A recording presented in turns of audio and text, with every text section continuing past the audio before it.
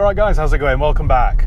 Today I'm in this 2014 Jaguar XF-S Sportbrake, which is the fancy way of saying an estate or a wagon. Let's not beat around the bush. I think this is one of the best looking estate cars ever made. What a stunning car. But as we know, good looks will only get you so far in life. So what's the actual car like? Well, let's find out, shall we? The Sportbrake was released in 2012, which was quite late into the XF's production run. The standard XF saloon had been around for about 4 years before they released this estate version. So they did miss the boat slightly with the estate version, but better late than never, I suppose. That means this era of Sportbrake was only on sale for 3 years before the new XF came out. As a result, it's quite a rare car. Here in the UK, the Sportbrake was only sold with 2 different engines, both diesels.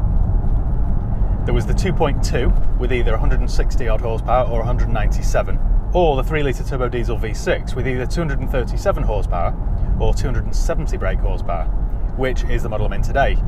That model was known as the XF-S, and to be honest, that 3-litre diesel V6 just suits the XF much better. Not that there was anything wrong with the 2.2, but they were a little bit agricultural in comparison to this. This is silky smooth. Moving inside, the interiors were just like the regular XF, pure luxury. I still maintain that the interiors of the first generation XF are way better than the second. Just feels more special in here. From the moment you sit down on the nice soft leather seats, you push the engine start button and the rotary gear selector pops out the dash, and the climate control vents do a little dance for you. It's all quite theatrical. Naturally, on a spacious practical car like this, you get plenty of storage compartments. You get 2 cup holders, an ashtray, USB ports. It has everything you could possibly need. The leather seats feel soft and expensive and very comfortable. You've got this touchscreen infotainment system here, which, to be fair, is a little bit laggy, but it does a reasonable job for a car of this age anyway. Just don't expect lightning sharp reactions from it. You've got satellite navigation, reverse camera, heated seats. That start-stop system can be turned off immediately. The Jaguar XF in general is thought of as a bit of an OAP mobile. I've perpetuated that theory a little bit with my jokes about Werther's Original and Panama hats. So it will come as a surprise when you first drive it and realise how sporty it is. It's almost, very, very nearly as good as a BMW 5 Series to drive. The performance and handling is excellent, but don't think because it's sporty and fun to drive that the ride is overly firm and choppy, because it isn't. It rides beautifully. It's nice and soft and supple, not too firm at all. I think Jaguar have got the balance just right. Under the bonnet of this one is the same 3-litre turbo diesel V6 that you'll find in a Jaguar XJ or a Range Rover Sport, and that produces plenty of power for the XF. It will do 0 to 60 in just over 6 seconds. It's electronically limited to 155 miles an hour, and it produces nearly 430 pound-feet of torque, all while returning sensible fuel economy. It's a great all-rounder. 271 horsepower and rear-wheel drive make this car very good fun to drive. You could go with the 2.2-litre 4-cylinder turbo diesel engine. That's the same engine that they used in the Freelander and earlier Vokes. They're quite tough old engines, those, but they're not the most economical. So if you're thinking of buying the 2.2 because you're thinking of saving some money on fuel, that saving is really nothing to write home about. This 3-litre V6 will average 42 miles per gallon, and the 2.2 will do 47 or 48, so not a huge difference. Don't forget, this is a Jaguar. It's supposed to be luxurious, and that 2.2 engine does have the clatter of a high mileage taxi. It just doesn't feel right somehow, whereas this is much more like it. You put your foot down and it pins you into your seat. Feels properly quick, this. They all use an 8-speed automatic gearbox, and the changes are very smooth and seamless. And it doesn't feel too clunky or hesitant around town either. You also get some paddle shifters behind the steering wheel if you want to change the gears manually. I wouldn't bother, to be honest, I'll just leave it in D. It also has got a sport mode, so if you select sport mode, straight away the throttle seems more responsive, and it holds you into the gears longer. All models come reasonably kitted out. I would recommend going for something like a premium luxury or a portfolio though for the full Jag experience. This one's the high spec portfolio model, so I've got an Alcantara headlining, I've got every single possible optional extra. You've got blind spot assist in the mirrors, I've got Meridian audio, heated and ventilated seats, a power tailgate. You will really want for nothing in this car. It's also beautifully trimmed. I love the contrast stitching on the dashboard. The interior on this one is a little bit vulgar. It's a little bit Peter Stringfellow-esque. I would personally rather it was all black rather than red and black, but it does make the car feel more youthful and up to date. There's also plenty of room inside, plenty of headroom, plenty of legroom. In fact, there's probably a little bit too much legroom. Let me explain. So what's weird is that I'm 5'10" or 5'11" on a good day. That's not the weird part, by the way. What's weird is that if I were any shorter, I wouldn't be able to reach the pedals.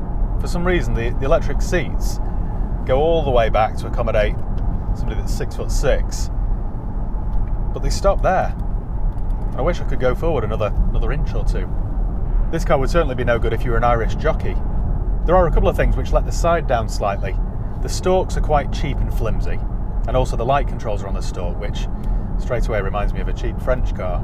And those stalks can fail. It's one of the common issues with the XF. Over time and with lots of use, they go very sloppy, which means when you try and tap the indicator, you can accidentally end up flashing your headlamps, which can be quite dangerous. Luckily, it's not an expensive repair. I've had to replace a couple over the years. You can pick up replacement stalks for about £30 or £40 off the internet, so it's quite a straightforward repair. The main reason you'd buy the Sportbrake is because you need the big boot, and a big boot this does have. It's not the best in its class, but it offers 550 litres of space with the seats up. That's increased to 675 litres with the seats down. And to fold the rear seats down, you just pull the levers on the side and they're spring loaded. They fold down for you. It just makes it a very practical car that's very easy to live with. As I've mentioned, I think this is a cracking looking car, but all good Jaguars should look slightly menacing to continue their roguish image. And this one certainly does. That's helped with this model because it has the black pack, which I'm generally against with most cars, but on this particular one, against the Italian race in red, I just think it looks epic. And I don't use that word lightly. The fact that all the chrome is gone and it's been toned down with that black, it definitely looks menacing. Perhaps we should talk now about the elephant in the room, shouldn't we? Reliability.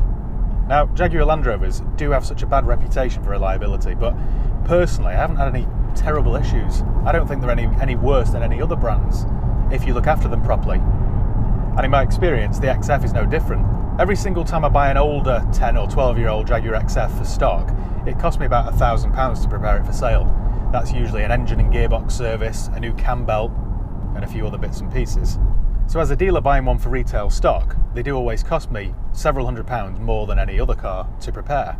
But in terms of reliability, I've never had any serious warranty claims or anything like that. I've had the occasional XF saloon that's had a leaking boot.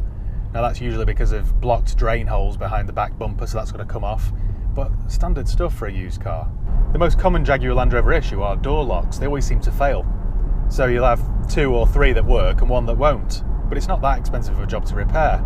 You might have the odd warning light which will flicker on from time to time, but usually with Jaguar Land Rovers, it's a false alarm. It's usually because the battery's not fully charged or there's some other slight issue. It will probably frighten you half to death the first time it happens, but 9 times out of 10 it's not a cause for concern. They usually mend themselves. You might have a DPF issue, but if you run it on premium diesel and take it for a long and steady run a couple of times a month, that shouldn't be an issue. You probably need to replace the EGR valves at between 80 to 120,000 miles, and that will cost you between £600 and £800. So hand on heart, there's nothing there that would put me off buying one. You just got to know what to expect. And I'm a firm believer that if you look after them properly, they will look after you.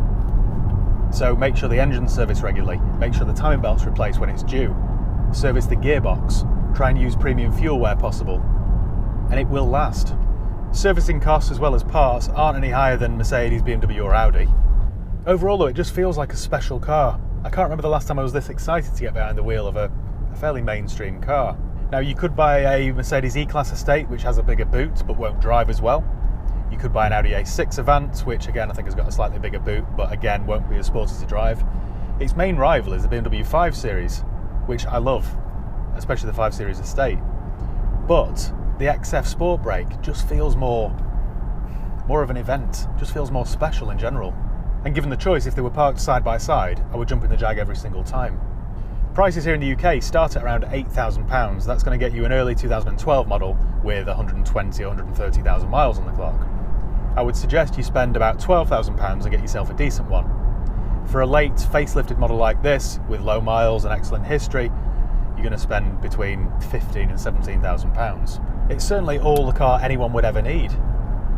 It's good looking, practical, spacious, fast enough, frugal enough. I mean, what more could you want? It does everything you ask of it incredibly well, but most importantly, it makes you turn around for a second glance after you've locked it. And that's the sign that a car has got truly under your skin. So thanks once again for watching. Make sure you give the video a thumbs up if you enjoyed it. Make sure you subscribe if you haven't done already. You can follow me on Facebook, Instagram, Twitter. I'll leave the link below. If you've got any comments or questions, let me know, and I'll do my best to get back to you. Make sure, if you're interested in getting into the used car business, you click the link below and check out my online course.